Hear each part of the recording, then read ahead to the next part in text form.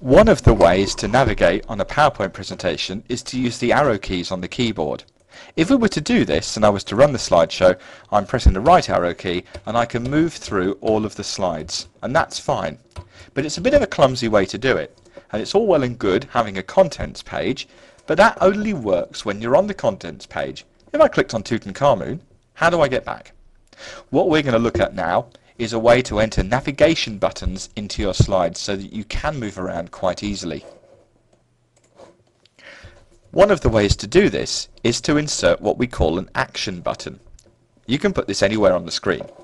Go down to the bottom and click on Auto Shapes. There's a little arrow next to it, and if you click on that one, it brings up a menu. Click on Action Buttons and you'll see a range of them. And if you hold the mouse over, it tells you what each one does. We want this one down here, which is forward or next. Click on it, and then you have a little cross, and with that cross you can draw your action button. You don't want it too big, but you want it big enough for people to see. Release the mouse, and this comes up. What do we want it to do? Well, we want it to go to the next slide, so when people click on it, it moves them forward. Click on OK. Then you can put it wherever you like. Now I want them to be able to go backwards as well, so I'm going to go back to Auto Shapes. I'm going to click on Action Buttons, and I want a different arrow this time. This one goes back or previous, so I click on that, I get a little cross, and I can do the same drawing again. Now these are slightly different sizes at the moment, but I can sort that out later. Hyperlink to previous slide, OK.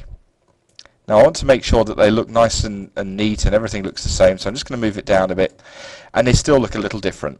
So what I'm going to do is a little trick, hold it over the button, and then I can see what needs to happen. It needs to actually be stretched downwards a bit. I'll do that. Now they're the same size. I'll drag it over, and they're both on the corner of the slide. I want to see if they work. Click on Run Slideshow. Now in theory, if I click anywhere here, which I'm doing, it's not moving. If I click on this button, it should go forwards. It does. But I've got a problem, and the problem is I don't have those buttons anymore.